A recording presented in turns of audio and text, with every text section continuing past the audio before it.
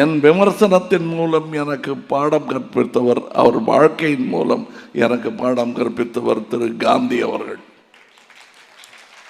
இத்தனை புரிதலுக்கு பிறகும் அவரை நான் மகாத்மாவாக்காமல் வைத்திருப்பதற்கான காரணமும் அதுதான். அவரை மனிதனாக்கி பார்த்து வியப்பதில் எனக்கு மிகவும் சந்தோஷம்.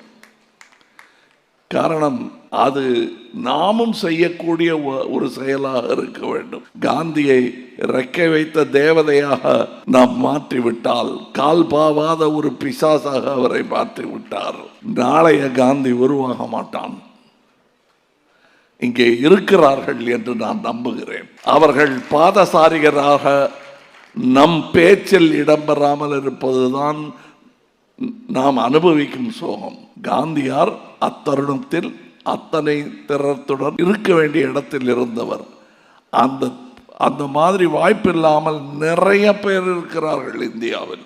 Gandhi is not inimitable, he is imitable.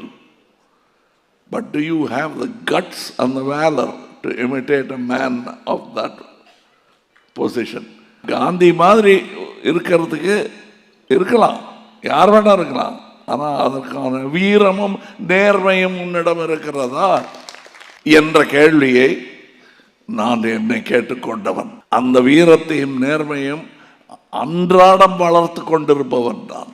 So எனக்கு நேர்மை வந்துருச்சுன்னா அவ்வளோதான், இனிமேல் நான் நேர்மையானவன் என்று அயர்ந்து படுத்து விட முடியாது. நீங்கள் அயர்ந்திருக்கும் நேரத்தில் எல்லாம் உங்கள் நேர்மைக்கு சோதனை வரும்.